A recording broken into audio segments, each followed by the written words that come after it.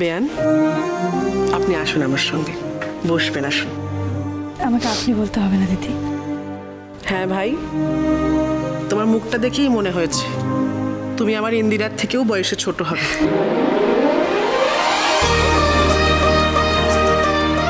কোন বাড়ির মেয়ে তুমি, আর এতদিন তোমার কত অযত্ন হয়েছে।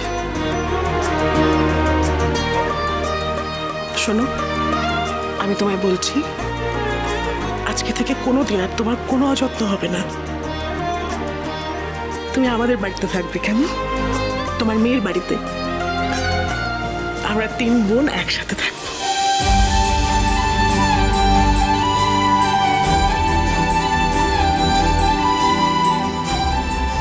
মা, তোমার লাবণ্য, তোমার বিজনেস সব কিছু যত্ন করে রাখা আছে।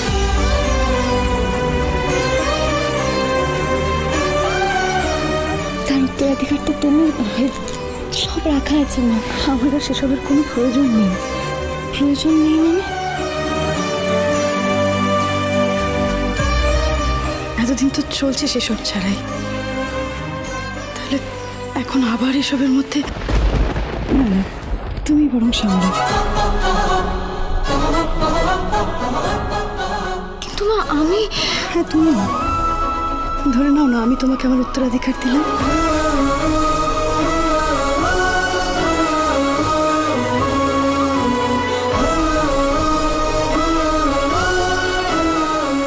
কিন্তু মা, এই সব কিছু তো সুদীপার। কেন?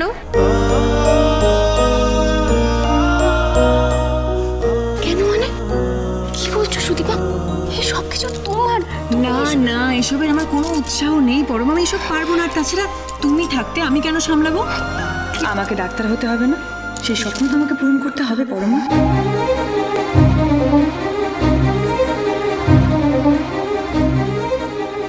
মা, তুমি জানো পরমা এই কাজগুলো কি সুন্দর পারে, ও সব কিছু কি সুন্দর করে সাজায়। আর তাছাড়া ওর ফ্যাশন ডিজাইনিং আর ইন্টেরিয়ার ডিজাইনিং এর ডিগ্রিও আছে।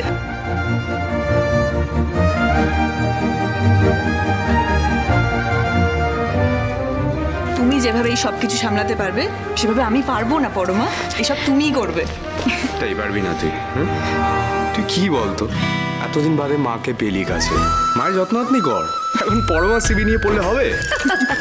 এই ভালো কথা। আদিত্য কোথায় রে? মিসেস চৌধুরী উনি রুরি রায়কে শাস্তি দিতে গেছেন। যে আমাদের সবকিছু শেষ করে দিচ্ছিল তাকে শাস্তি দিতে গেছেন।